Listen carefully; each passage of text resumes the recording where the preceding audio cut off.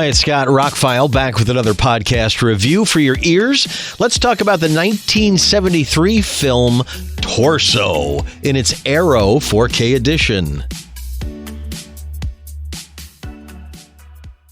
I do like some classic horror cinema.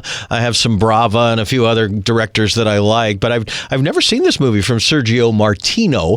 And in December, Arrow and Amazon were having an Arrow sale, and then Amazon put an extra coupon on top of that. So it was pretty cheap to what's been called the earliest example of a slasher film. Torso begins with sex, a threesome, and lots of nudity. And there's lots of nudity in this film. So if you're looking for that kind of thing from an old Italian film, you're going to get that in spades. There's more nudity in this than most porno movies I've seen. It is in Italian, but there is an English dub. It was trimmed for U.S. audiences back in the day. It was also a drive-in film, usually on a double bill with Texas Chainsaw Massacre. It's got some wooden acting, especially towards the beginning, but then again, as it gets into it, it gets a little juicier. Some of the effects pale in comparison to today. I mean, like the bloody torso in a couple of scenes looks like a mannequin. But other than that, this is considered probably the first example of an actual slasher movie, and a lot of people put it in their top 10.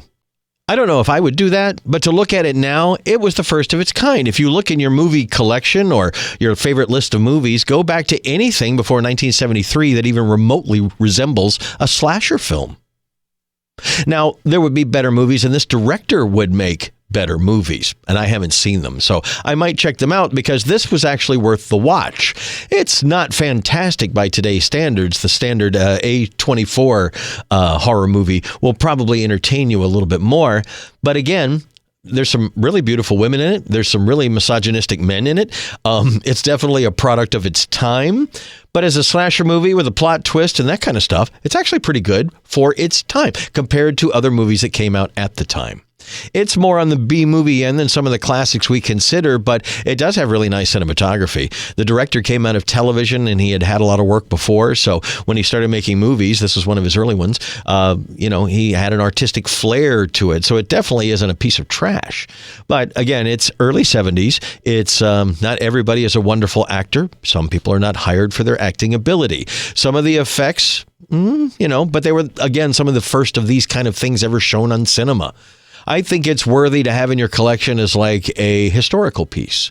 I wouldn't say it's something I'm going to pull out every Halloween as one of my favorite horror movies of all time, but I will pull it out from time to time because it has some, interesting qualities to it.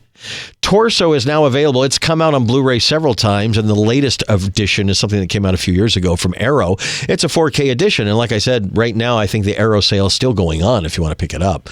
It looks great in 4K. It has a mono soundtrack. 1973. What do you expect? But it's very clear. The subtitles were very good, I guess. I didn't watch the English dub. There are 3 different versions of the film on the 4K. I watched the original and longest version, which is the Italian theatrical version. There is a combo version, like a U.S. Italian version, and then there's a U.S. version. Sorry, I didn't go into the details. I did watch some of the extras, though, and some of the people involved in the movie are still alive. It was interesting to hear the background and how things were like in making movies in Italy back then and that kind of thing, how this was kind of a genre bending. A lot of people didn't want to distribute a movie like this, a movie called Torso, and a picture of women screaming and knives on the poster.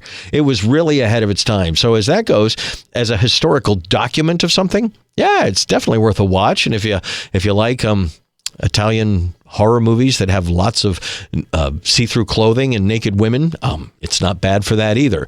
But again, not one of my favorite movies of the year or one of my favorite releases of the year, but it does look great. It sounds the best it could. There is a nice selection of extras on it. All in all, if this sounds like your cup of tea, buy it now while it's cheap and put it in your collection. I don't think I'd spend the 40 plus what it normally is.